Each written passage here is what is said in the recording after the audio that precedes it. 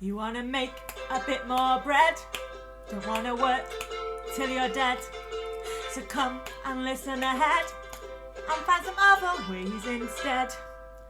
And that, ladies and gentlemen, is our new jingle.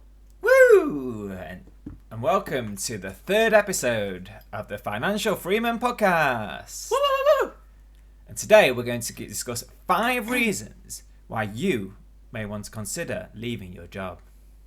Yes, we will. My name is Roni Freeman. I am a property developer and an artist. And my name's Gary Freeman, and I left my job as a corporate lawyer and now an investor and finance educator. Now let's start with the news story of the week. Woo! And this week, the headline is, from the Sunday Times of last week, £100,000 a year. But young lawyers are on the brink of burning out. Oh no. No. And it goes on, and it gives an interview with a young lawyer. And it says, one day, I just burst into tears at my desk. I was so isolated. Not talking to anyone. Not leaving the house. Just hating what I was doing.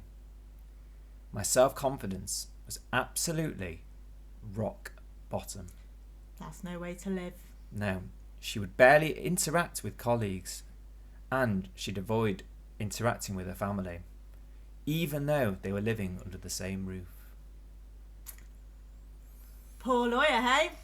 Or rich lawyer? Rich or poor? What, you know? Rich lawyer, poor lawyer. Lifestyle. Yeah, exactly. And that sort of leads us on to our first reason why you may want to consider leaving your job. And that's stress, really.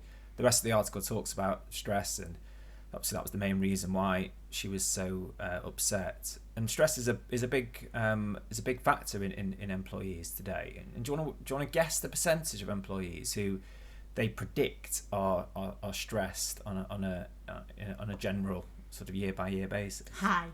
Very high. 61?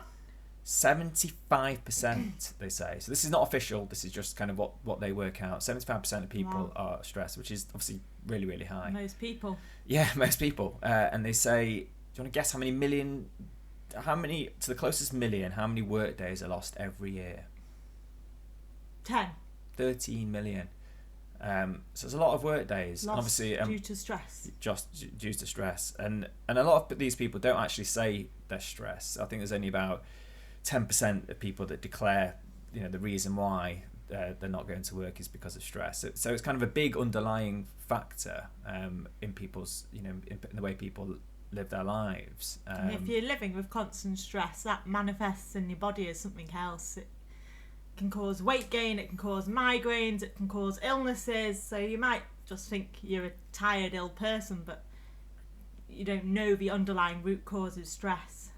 So it's kind of really sort of serious stuff that people have to kind of live with. And I think there's some kind of stat, isn't there, about on a Monday morning stress or something? Yeah, so on a Monday morning, it is the highest rate of heart attacks. Heart attacks on a Monday are 20% greater in men and 15% greater in women than on your other days of the week. And actually talking about the women, there's actually more women that declare themselves stressed than men. So whether that's sort of having to balance sort of work-life balance, I'm not sure, but it's kind of quite a much more of a factor in women than it is to men. But both women and men are working too hard in general, and one of the biggest regrets on the deathbed is working too hard. So there you go. So it all sounds a bit doom and gloom. And it's sort of, the second reason is sort of the same, is that people sometimes just don't really like the job. So even if they're not necessarily stressed by it, I used to go into the lift on a Monday morning, and can you guess what the chat was? Oh, it's Monday. That's it. What day did they then talk about next? Friday. Everyone wants to be Friday. Yeah, no one sang like you did though in that lift. Oh. It was all sort of doom and gloom, and I can't wait till it's Friday. And I'm thinking, well, you're still 5 days away. Come on. This is your life. This is your life. Yeah, it shouldn't be this bad. But I think for some people it sort of was, which again is quite sad. And they always used to talk about Wednesday and the hump. We've got through the worst of it. I'm like, it's just this is what you do every week.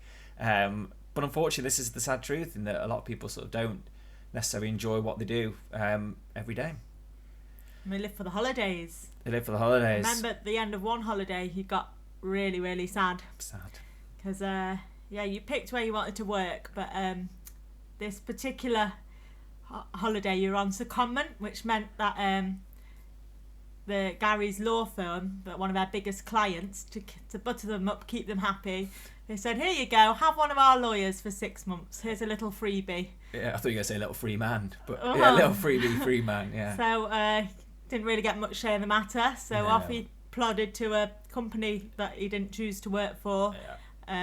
Didn't know what he was doing, and you weren't happy. So you're not in charge of your own destiny, really, when you... Yeah, which sort of leads us to our next point, which is lack of control. And it's exactly what Ronnie was just saying, in that you can't really make your decisions. I didn't really want to go on to that secondment. In the end, it worked out well, but you basically got to say yes to a lot of things. And even when you say no, sometimes that goes over it. And do you remember the time I went about the London trip when I said I wasn't feeling well, and I know I went to London, and my boss's boss said, I said, look, I can't go next week. I'm not well. I think it was on the Friday, and I was like, yeah, I'm really not well, and if I pick up Monday, then I'll go. But boss's boss turned around and said, no, you're going. You will be well. You'll be well. And I remember getting on that train thinking, I'm just not well enough to go, and unfortunately, that's just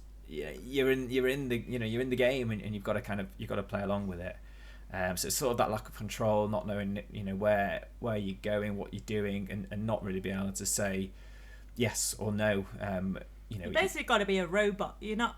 And it's not. It's not quite. They don't want to know you're not well. Your kids, you're this. You're this. You want a can-do attitude all the time, and real life. And then a good robot, and you get paid well for it, and there are good times as well.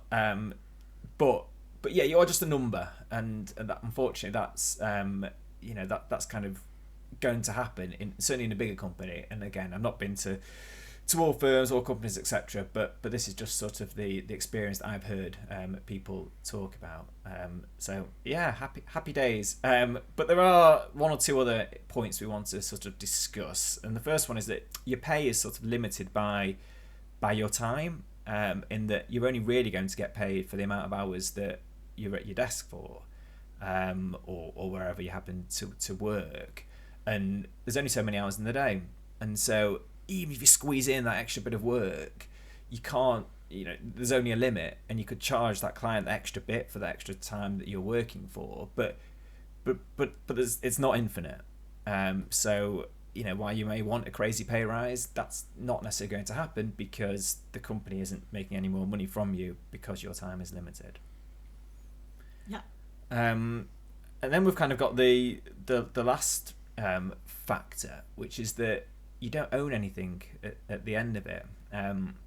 So you've worked really hard, you've worked 14, 15 hour days, possibly you've possibly not enjoyed it, you've possibly been really stressed, you've given your life to this company, everything, and you've been really well rewarded, hopefully, along the way, but it stops there. And when you leave, that day you leave, you can have nice flowers, which I got, and a nice gift, and sometimes you lovely messages and and sometimes you say a farewell speech, which I fortunately avoided because we were at home, so I didn't have that awkward gathering around the desk. But thank you. But what you don't get is something that's sort of to pass on to the next, long lasting, something you pass on to the next generation, which you could do, say, in property, or shares, or your own business, which is obviously the angle that we're kind of coming from. Now, one way out of some of these issues that a lot of people decide to do is to go from their job to another job and go and work for a rival, because they might get a 5% pay rise, or because they've heard the culture is so much better. Now, again, I can't speak for all companies, and that may well be the case, and it might be a great move for that individual, but from my experience anyway, quite a lot of companies are fairly similar, and yes, you may get your 5%, 10% pay rise, but ultimately it's probably going to be the same issues that are resurfacing. So query whether there is another route altogether that you may want to consider going forward. So that's going to be it for now. All a bit doom and gloom. But next week, fortunately, it's going to be all happy because we're going to discuss some of the reasons why we advocating a potentially more financially free life. If you're listening on YouTube, give us a like and subscribe. If you're listening on our podcast, feel free to give us a follow. And we are now available on Instagram, TikTok, Facebook. That might be it. Twitter. Twitter. Yes. Hey. Very good. No getting away from us. No. Well, they've only got one follower on Twitter, so hopefully that'll double at least by the time we speak next week. So thank you very much for tuning in. I've been Gary. I've been Ronnie. And we'll see you then. Bye. Bye.